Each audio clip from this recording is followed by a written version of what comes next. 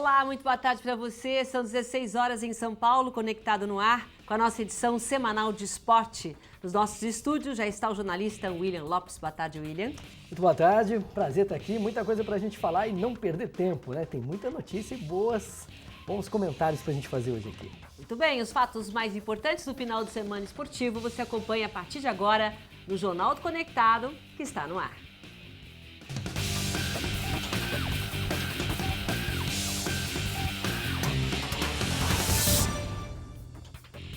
Muito bem, faltam apenas 10 rodadas para o fim do Campeonato Brasileiro, torneio que tem um líder, cada vez mais líder e disputas intensas no meio da tabela. Começamos com o clássico de ontem no Morumbi, uma disputa direta por essa quarta vaga que pode levar um time paulista para a Libertadores do ano que vem, que acabou empatada graças a um erro do Rogério Ceni no final do jogo. Antes da gente ver os lances do choque rei, William, me diga por que um jogo dessa dimensão leva apenas 25 mil torcedores para o Morumbi? Foi-se o tempo que a gente tinha o Morumbi dividido, né, com as duas torcidas, exatamente a divisória ali bem no meio, com metade da torcida de um lado e metade do visitante. Acabou. A violência, eu acho que, respondendo a tua pergunta, é o que mais chama a atenção do torcedor para que não vá ao estádio. Você sabe, antes de você falar, eu estava na proximidade ali do Morumbi, e tava... Ah, não, fala primeiro da... Vamos ver os lances, então? Falei que bons comentários em cima disso, porque nós tivemos uma rodada muito legal, né, Silvia? De confronto direto. Esse jogo foi um confronto direto, aquele chamado jogo de 6 pontos, né? Que você faz 3 e ainda tira 3 do adversário, porque esses dois times estavam lutando para chegar no G4, né? Um se mantendo e o outro tentando entrar. No caso, o São Paulo jogou muito bem, mereceu ganhar esse jogo, foi injusto o resultado, pelo que o São Paulo fez durante os 90 minutos e não merecia o castigo no final do jogo. O Carlinhos fez esse belo gol, trazendo o pé direito, batendo lá no cantinho. O São Paulo já tinha criado outras oportunidades e aí não deu. Veio esse lance que foi o castigo do São Paulo. O Rogério errou, claro, é falho, é fato. Ele errou mesmo e, coincidentemente, o mesmo Robinho fez outro gol para o Cobertura. Esse ano mesmo, no Allianz Parque, ele fez para o Cobertura um belíssimo gol e agora repetiu a dose. De novo, o Rogério Ceni entregando a bola para ele. O Rogério deve ter tido pesadelo com o Robinho, né? Porque, olha, dá uma pedra no sapato, né? As duas vezes com ele, Duas vezes com ele. Nós continuamos aí acompanhando esses lances dessa partida que foi muito boa no Morumbi. Palmeiras não jogou bem, mas traz um resultado altamente positivo porque se mantém ali entre os 4 que vão para a Libertadores. Agora, você viu, todo mundo viu o lance do Rogério, é claro que às vezes isso acontece com gente que está começando, gente que tem mais experiência, o fato da muita confiança, né? Muita confiança, não é lugar para bater de 3 dedos que a gente fala no futebol, né, de trivela, assim. Ali era para você levar a bola para o pé esquerdo e dar um chutão embora. Ele arriscou muito. Então foi dar de ladinho no pé, de 3 dedos, e aí isso não pode acontecer, ainda mais pela experiência do Rogério. O Rogério não deve ter dormido bem mesmo, porque hoje, ele no treino do São Paulo, ele pediu para dar entrevista coletiva e ele não gosta de dar entrevista coletiva. Ele já tinha dado uma entrevista na quinta-feira e hoje ele voltou exatamente para explicar o lance. E o que ele falou? Falou algumas verdades, porque a gente está numa cultura aqui do futebol que todo mundo falou que o São Paulo jogou muito bem no jogo, mas bastou um lance isolado que veio o empate, que os comentários mudam, né? Então vamos manter... O São Paulo merecia ter ganho. Vamos manter a coerência, o São Paulo merecia ganhar. Foi uma falha do Rogério, sim, mas também não encobre tudo o que ele fez de bom para o São Paulo e para o futebol, né? O Rogério realmente tem toda uma história de sucesso dentro do São Paulo que a gente não pode apagar. E acaba é normal. Acaba desestruturando, agora os times se voltam para a Copa do Brasil no meio de semana e o Osório, ele está criticando muito a diretoria. Estão dizendo, inclusive, que ele deve deixar o time nessa semana. Já teria, inclusive, parado com as aulas de português. Ele quer treinar a seleção mexicana. O que tem Silvia, de coerência nisso tudo? Eu até gostaria de falar, mas eu vou em defesa do Osório aqui. Eu vou em defesa do Osório, porque, olha, desde quando ele chegou, eu aprendi a conhecer de fato o profissional. Porque a gente, trabalhando no dia a dia, a gente vai aprendendo a lidar com eles, tanto no trabalho dentro de campo, a filosofia de cada um, como a pessoa. E ele sempre se mostrou um cara muito honesto. Então, tudo que ele falou na entrevista que eu estava na sexta-feira, eu te dou razão a ele em tudo que ele fala. Futebol tem hipocrisia? Está cheio de hipocrisia. O futebol, o diretor, ele fala não para a seleção do México, vamos supor. Não, porque meu contrato está aqui, estou feliz em São Paulo, estou feliz no São Paulo, enfim. Aí o São Paulo, de repente, suponhamos, o São Paulo não classifica na Copa do Brasil e depois no Campeonato Brasileiro não se classifica para a Libertadores. Vão ficar com o Osório? Não vão ficar com o Osório, ele vai cair. Então, como é um sonho dele ir para a Copa do Mundo até os 60 anos, ele tem 54. Provavelmente. Ele tem que ir. E boa sorte, ainda ele quer levar o Miltinho, hein? Cuidado, São Paulo, que ele vai levar o Milton Cruz. Bom, e o líder que segue na ponta com folga cada vez maior venceu na rodada. O Corinthians foi a Florianópolis, passou com certa facilidade pelo Figueirense e levou a vantagem na tabela para 7 pontos. 10 rodadas e 7 pontos, tá ficando cada vez mais difícil alcançar o Corinthians, né? Ainda mais que o Atlético tropeçou, né, com o empate com o Joinville. E olha a coincidência, a curiosidade nesse jogo. Os 3 gols do Corinthians foram dos 3 jogadores que estão na seleção brasileira, né? Muito bem, boa escolha do Dunga.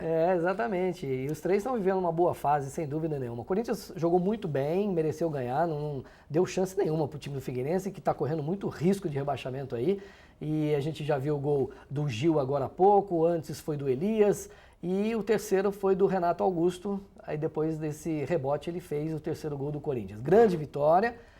Mais 3 pontos, e aí vai veio... solidificando cada vez mais a distância. Exatamente, veio o tropeço do Atlético Mineiro, ou seja, 7 pontos a essa altura do campeonato.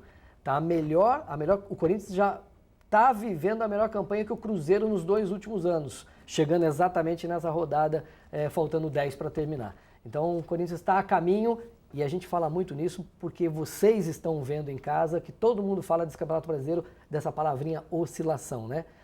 Quem menos oscila ganha o campeonato. O Corinthians é o que está menos oscilando. Muito bem. O Corinthians folga no meio de semana e enfrenta a Ponte Preta em Campinas no domingo. Vamos para um rápido intervalo comercial. Depois a gente volta para continuar falando de Campeonato Brasileiro e o Santos, que se colocou de vez na disputa pelo G4. Um instante só. Até já.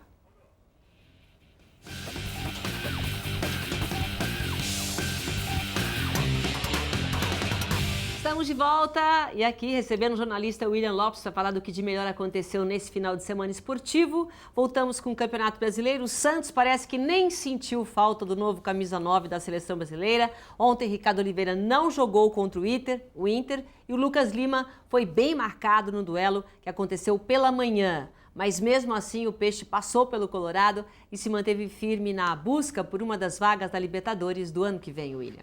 As duas equipes estavam desfalcadas, né? O Santos não tinha o Ricardo Oliveira, outros jogadores por lesão, suspensão, o David Braz também estava fora porque tinha sido expulso, o Internacional desfalcado do D'Alessandro, do Sacha, enfim. E era outro jogo, né, daquela questão que a gente falou no bloco anterior, de confronto direto.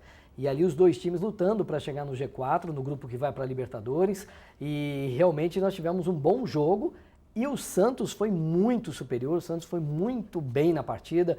Eu estava lá para acompanhar esse jogo trabalhando e o Inter realmente não teve poder de fogo, mesmo tendo o Valdívia em campo, que é um bom jogador, uma bela revelação do Inter. Ele fez o gol de empate, fez o primeiro gol, né, o gol de pênalti. Aí o Santos conseguiu o Marquinhos, o Gabriel fez o gol. Esse foi o Gabriel de pênalti e depois o terceiro gol foi do Leandro, que era do Palmeiras, está emprestado pelo Santos. Que vocês vão ver agora ali, ó. A bola vai para a grande área, vai sobrar para ele depois de outra falha do Inter e ele pega de primeira e faz o gol lá no cantinho. Grande Leandro, torço para que ele se recupere também no futebol, porque viveu com os seus altos e baixos aí.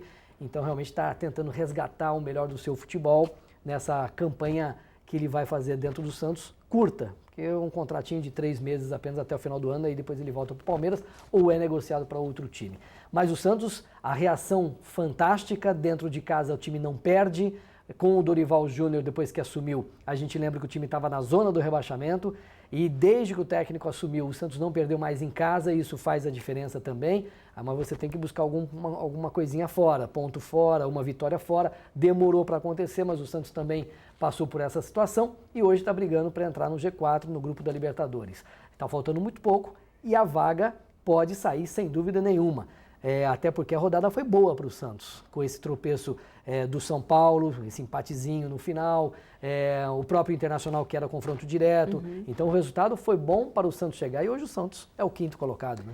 O Ricardo Oliveira foi convocado para o lugar do Roberto Firmino, lesionado, e o Santos venceu mesmo com a atuação ruim do Paulo Ricardo, não cantor, né? Zagueiro, que entrou no lugar do David Braz, né? E ele que fez o pênalti, cometeu o pênalti, foi infantil no lance, sem dúvida nenhuma, mas também não correspondeu porque o Santos, num total, foi muito bem no jogo e mereceu ganhar, sim.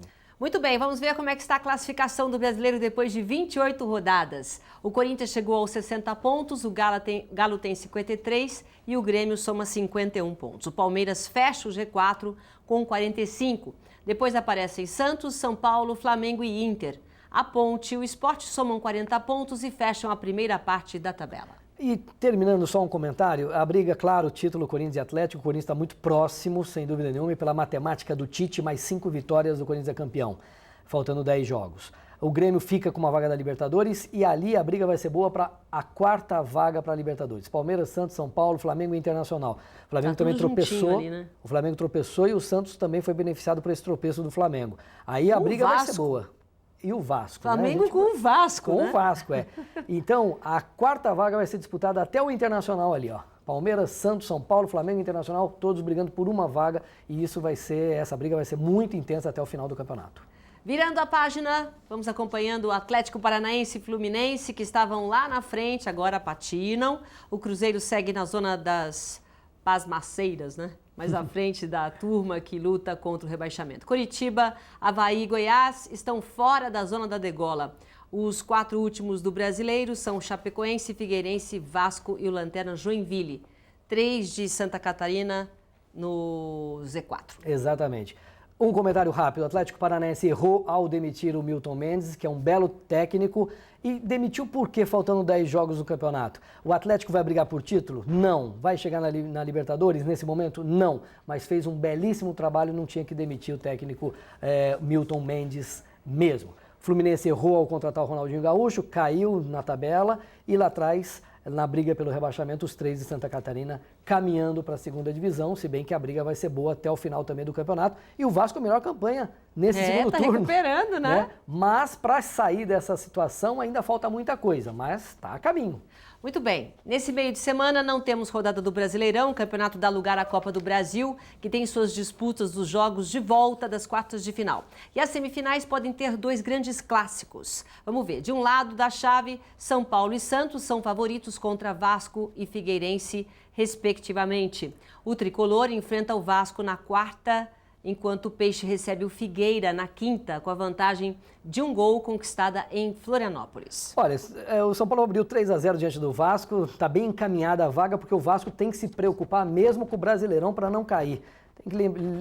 Para de focar nessa Copa do Brasil, até porque o São Paulo abriu 3-0. E depois nós estamos vendo aí na tabela, o Santos que abriu bem, ganhou fora de casa 1-0, tem tudo jogando em casa para fazer o resultado de novo e conseguir se classificar diante do Figueirense, que não vem bem, a gente está vendo no Campeonato Brasileiro. Esse jogo é no Pacaembu, do Santos, quinta-feira aqui em São Paulo. E na outra chave, 2 confrontos mais equilibrados, Palmeiras e Inter empataram em 1-1 no Beira-Rio e decidem na Arena. E os tricolores Grêmio e Fluminense também empataram no primeiro jogo e decidem em Porto Alegre. Palpites? Palpites, ao que tudo indica, vai dar os 3 paulistas, na minha opinião, São Paulo, Santos e ali a gente está vendo o Palmeiras, passando pelo Internacional que não vem bem, com muitos desfalques, o bom momento do Palmeiras chama atenção. E lá embaixo, eu acredito que deu o Grêmio pelo momento que está atravessando, já conseguiu um empatezinho fora de casa, pode se classificar também. Muito bem. William, obrigada pela sua presença mais uma vez, viu? A gente se vê sempre conectados. É isso aí, sempre conectada. Obrigada, William. Essa edição do Conectado fica por aqui e eu volto às 17 horas com as principais notícias do Brasil e do mundo. Até já!